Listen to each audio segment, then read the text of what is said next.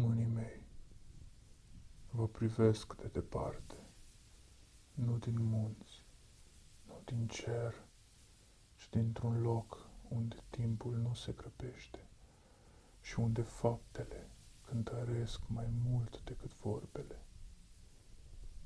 Vă privesc de departe, nu ca un judecător grăbit, ci ca martor vechi, care a văzut multe popoare pierzând, nu din lipsă de putere, ci din lipsă de a sta împreună.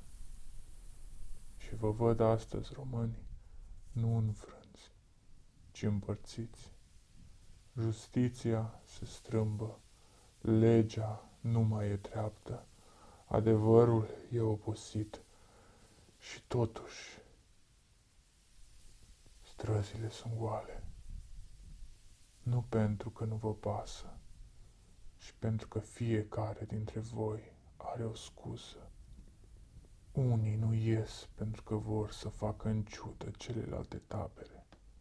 Spun în sinea lor, când ne durea pe noi, ei râdeau, când strigam, ei făceau glume.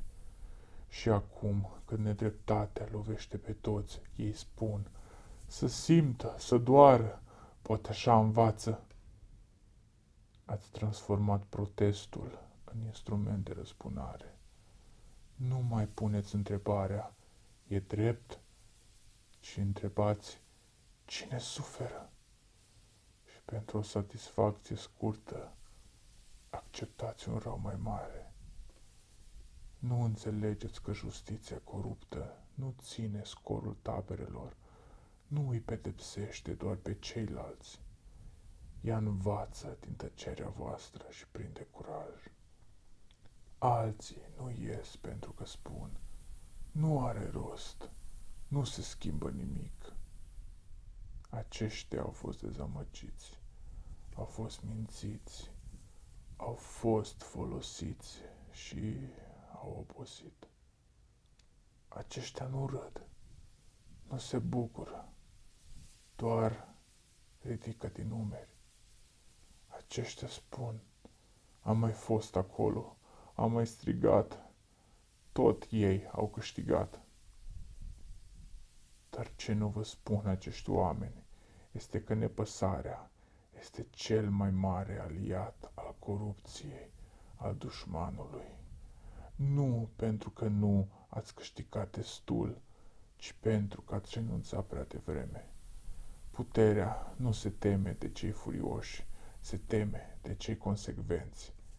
Iar voi ați confundat răbdarea cu resemnarea.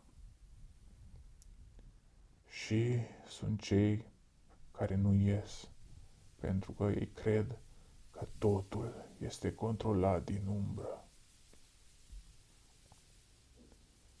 Că forțe mari, nevăzute, trag sfori, mută oameni, aranjează rezultate.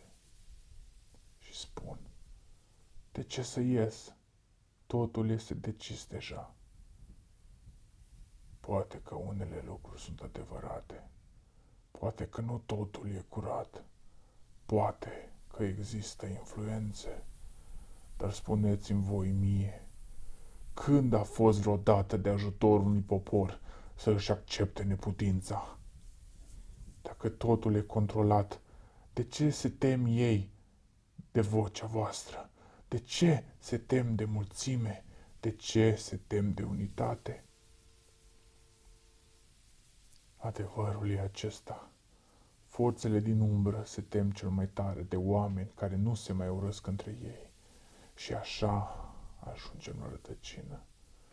Nu justiția coruptă e cea mai mare problemă a voastră, ci faptul că nu mai aveți un noi, aveți tabere, aveți scuze, aveți explicații, dar nu aveți unitate.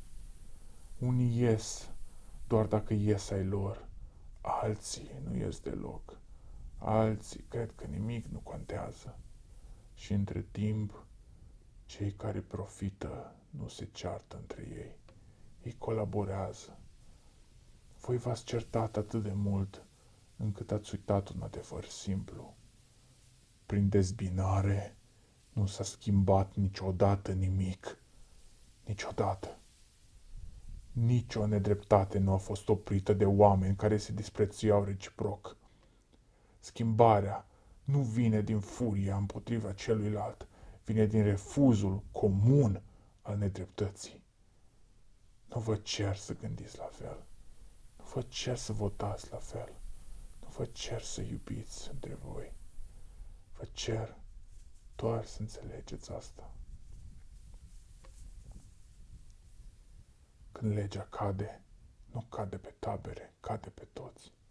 Când justiția e coruptă, nu alege învingători, îi face pe toți pierzători. Și singurul lucru care a speriat vreodată cu adevărat nedreptatea a fost unitatea. Unitatea oamenilor care au refuzat să se mai pedepsească între ei. Eu nu sunt de partea nimănui. Eu nu câștig nimic. Eu doar vă spun ce văd. Și văd o țară care încă are voce, dar nu cântă la unison. Dacă veți rămâne împărțiți, nu va trebui să vă învingă nimeni. Vă veți pierde singuri. Dar dacă veți sta, măcar o dată, umăr lângă umăr, nu pentru o tabără, nu pentru orgoliu, ci pentru dreptate, atunci chiar și cei din umbră vor fi nevoiți să aprindă lumina. Eu îmi spus ce am văzut. Unitatea nu garantează victoria, dar dezbinarea garantează înfrângerea. Voi decideți dacă auziți.